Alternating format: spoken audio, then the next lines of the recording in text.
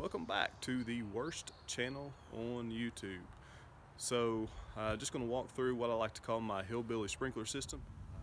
I guess the best way to go about this is starting at the top. So we've got my timer. I went with the Melnor Rain Cloud. The reason I went with that is it has the ability to do the programming through the cloud, and it's actually Wi-Fi enabled. I can run it all off their app. If I need to change the program, which I have a couple of times, it's a whole lot easier just to do it from the phone, come out here, and then having to actually come out here and make it happen.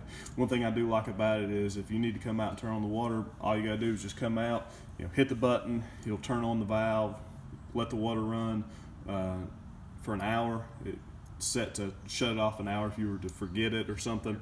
So I've got mine set up in 3 zones. Run out, and we'll show those to you real quick. This is one of my upper zones. Just hey, here it is. Got a pop-up sprinkler head. It's a normal in-ground sprinkler. Here's the body. It'll pop up and give me a good spray. Using a 90-degree, a little bit over a 90-degree pattern here, just sort of hitting the corner here, trying to get up underneath the trees, because one of the things I've got to deal with is not only getting the water out there, but I've got the trees and all those things. So got a zone running across the top, and then I just sort of run down the driveway. I tend to get some pretty good water down in there in that low swag area, so I don't really worry about putting water out there unless it's a real random time frame and not gotten a whole lot of moisture. But dealing with these trees in this area, a couple of problems you run into is, one, the rainfall, the canopy is going to block some of the rain getting down to the actual ground, so it minimizes that, and especially in summer, what gets held up in the leaves is going to evaporate off. Also, the trees are going to pull moisture just the same as the lawn is, so you've got some issues there. So I try and keep that watered as good as possible. But just run them out. Got a few sprinklers on the zone. Now, if you notice, I talked about the drop that I've got. So when I put these valve bodies together, I made sure that I got the valve that actually had the Pro Spray valve. The Hunter Pro Sprays is what I used. So you'll see it's the PureS 40, so it's regulated back to 40 psi because I've got the Hunter rotators in there. They like to run at that 40 psi, so that valve body regulates the pressure automatically back to that. And I got the check valve in it. So sort of what I got to put these things together. Again, here's my valve body that I got from Drip Depot. It's the Hunter Pro Spray PRS 40s. I got some of the Orbit stakes before. They were just the actual straight stake. It didn't have these wings on it. One thing I've noticed as I've been using it is some of them, when the ground really starts to soften up, in some of the places, they tend to have just enough wiggle room in them that I'm not getting good accurate placement of my water, so I have to keep a good eye on that. So my hope is it'll twist less if I've got these wing bodies in here.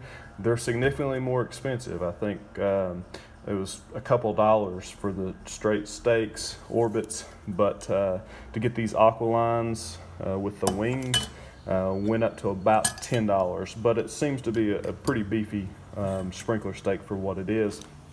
And then the heads, I got a couple different types of heads. I've got some full 360s, and yeah, this is actually a full 360, so I can adjust the actual arc itself, so it's going to put out all the way around the full 360 degrees. And I've also got some adjustables. Look a little bit different, but they go from this one 90 degrees to 210 degrees, so you can adjust that arc of the throw from your 90 degree angle to 210 degrees, so it's going to be somewhere in that range, I guess, a little over 180. So I've got those are adjustable, and you can adjust how far it actually sends the water out and the angle in the case of those. So why did I go with the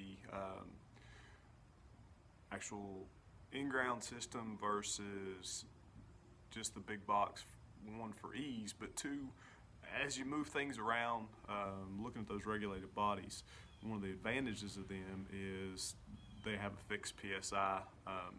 One reason for that is because that's what they want with the Hunter rotators. They say they run best at 40 PSI, so you do those and it regulates them back.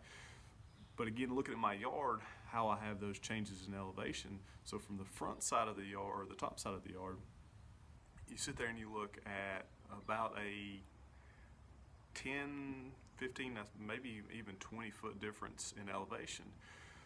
So between that, you've got an elevation change, and if it was going uphill, it would really influence it. So for me, I'm gaining a little bit of pressure.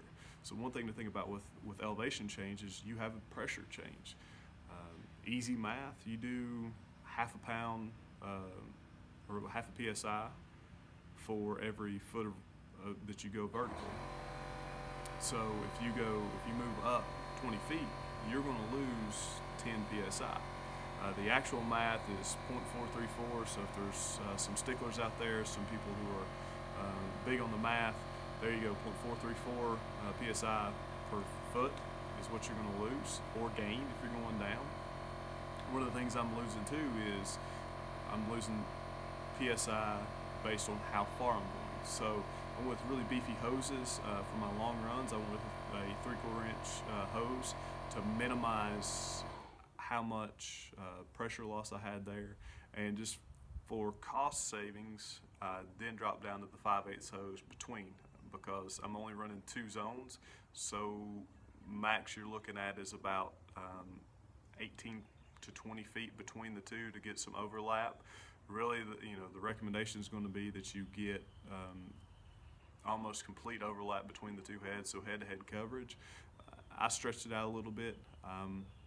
Moving around and basing, my placement on just conditions themselves. So if I'm getting some dry spots, I can move them.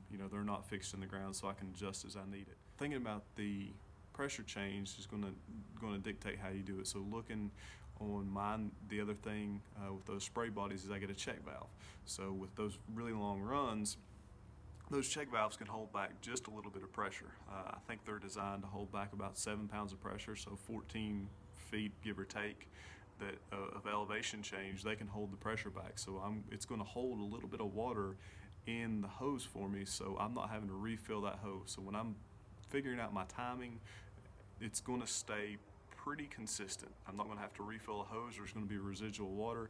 The sprinkler is going to turn on. I'm not going to have to purge any air or do anything like that. It's going to go straight to spraying water and putting water out within just a few seconds of turning on. So as you're adjusting your timings for, say you're doing an overseed, that initial seed where you just want to keep everything moist, you're not going to be running a whole lot of time.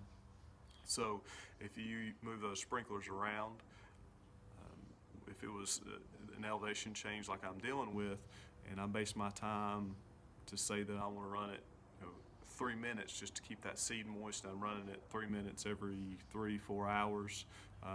That 7, 11, whatever that schedule is that a lot of people run when they're doing the seeding, just to keep that seed moist. If I do that and just running for just a very few minutes, and I'll lose 30-45 seconds of good spray coverage to the hose filling, then I'm going to have some issues out of that. So it's also time for some of those admissions of guilt and things that I learned as I did this, because I'm dealing with pressure and volume issues. And again, not a physicist, not a hydraulic engineer, so we're not going to get into talking about the difference between pressures and flows, especially for the scope of this video. But one thing I wish I would have done, because I have some issues with that, is I wish I would have gotten the 2000 series. I got the 3000 series because I'm dealing with a big area and I want to get the throw, but I'm running into the issue that I can only run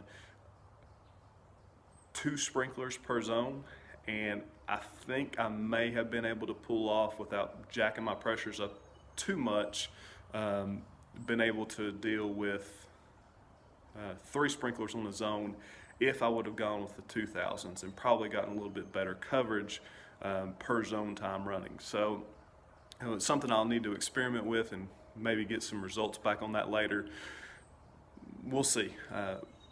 At the end of the day, though, a lot of the expense in all this is the hoses. Like I said, my sprinkler bodies themselves, I want to say for the sprinkler and the head itself, maybe $15 for both of them. You know, 20, so let's say 15 to $20 for everything to be put together. So it's a pretty inexpensive sprinkler for the quality that you get.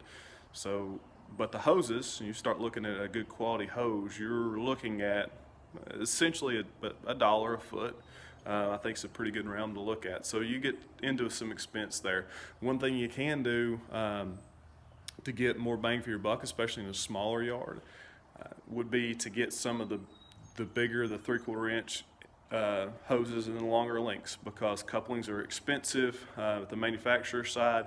So you get those longer lengths and install your own couplings, you might be able to get a little bit better value, but that's one of those things you need to crunch the numbers.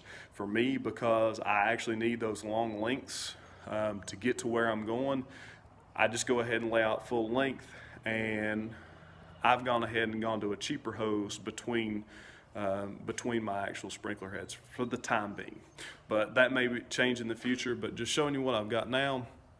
I know I didn't go into a whole lot of depth, but I hope it just shows you how you can put together what I'm calling my hillbilly sprinkler system, and how to run fairly cheap irrigation in your yard where you don't have to think about it. You can get it out there, get it programmed, and make things happen pretty quickly, pretty efficiently for what you have. Anyway, thanks for watching. Hope you enjoyed.